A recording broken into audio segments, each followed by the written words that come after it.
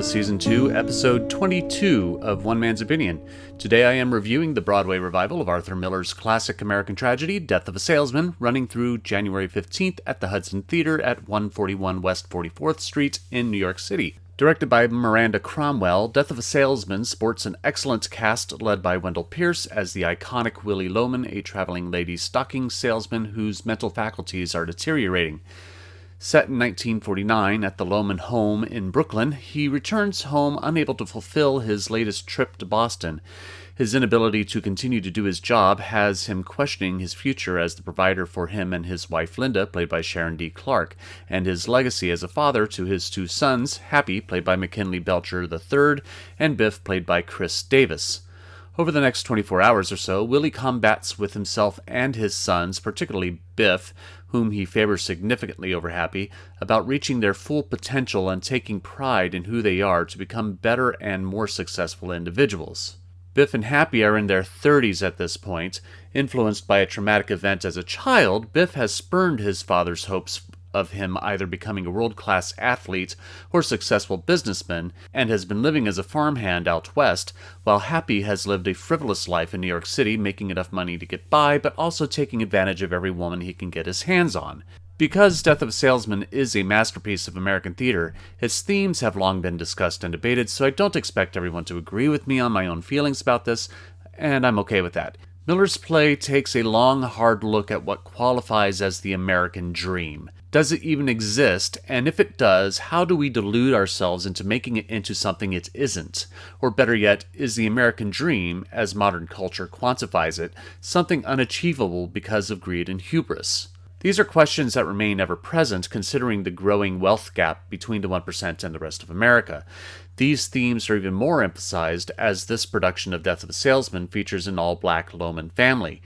On the surface, there is an added level implied struggle as black Americans have had, and still do, have a disadvantage at reaching their dreams and successes because of our continued history of racism. But, and this should be addressed, there is nothing in the text that draws attention to race, because the Loman family was originally white. It wasn't Miller's intention to draw attention to racial prejudices because it wasn't necessary when he wrote the characters.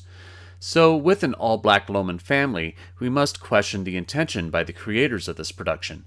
Are we inserting a race narrative, and does it work? It seems obvious, based upon interviews and the direction and casting, that yes, there is a race narrative inserted here.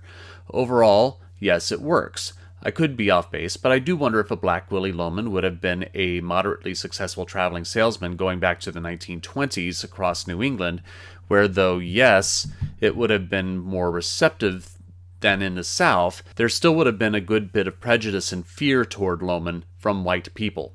Remember, it was only about 5 to 10 years earlier that Woodrow Wilson hosted a screening of D.W. Griffith's Birth of a Nation at the White House, from when Loman began his career as a salesman. Also, Biff, who would have been a senior in high school in the early 30s, as a black man would not have been offered scholarships to any Division I university to play football, as there wasn't any black NCAA football players until Kenny Washington, who was picked up by UCLA in 1940. Anachronisms like this go as far as we, the audience, are willing to let it.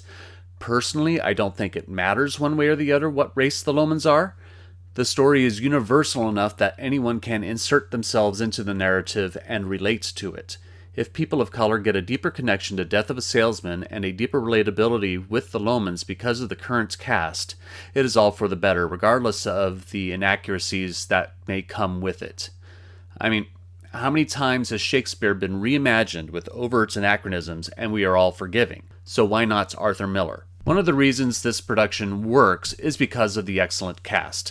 Wendell Pierce gives a career-defining performance, and Sharon D. Clarke is masterful as the ever-devoted, even to her own detriment, Linda. Khris Davis and McKinley Belcher III both do better in the scenes set in 1949 versus the flashbacks. In those flashback scenes, they tend to act a bit overly childish. Granted, I'll give it a slight pass if we interpret the flashbacks as rose-tinted memories of Willy. Anna Fleischle has designed an incredible set. Instead of constructing the traditional two-story home that is oft used for Death of a Salesman, she has brought the house down to the stage, having pieces of the house, depending on the scene, either elevate from the stage or drop down the fly system. It's a simple yet effective visual, especially in the final scene of the play. Then there's the little but effective things throughout the show that add a little more magic to the production, like Femi Temowo's music throughout, coupled with Mikaal Sulaiman's sound design, using the guitar as voices over the other end of a phone line, similar to, although not a perfect comparison, think the trombone sound for the adults in the Peanuts cartoons. Also impactful were Lynn Hawley's obnoxious little laugh as Willy's Boston mistress, and Andre de Shields' mystical performance as Willy's dead brother Ben. This is a marvelous production of Death of a Salesman. Due to the added theme of the Lomans being black and the inherent prejudice that comes with that added plot element, some people are going to take more from it, and that's great. But like I said, the Loman story is so universal that in the end, everyone should be able to connect with this timeless story. But I am only one man's opinion, so be sure to leave yours in the comments below if you're interested in seeing Death of a Salesman. I'll leave a link in the description where you can get tickets. You can support my channel by liking, sharing, and subscribing, especially subscribing, since I am drawing close to my 1,000th subscriber, which means I get to monetize my channel. And click the notification bell to be alerted to future reviews. My next review will be the Broadway production of the new Tom Stoppard play, Leopoldstadt. Thank you for watching, and I will see you at the theater.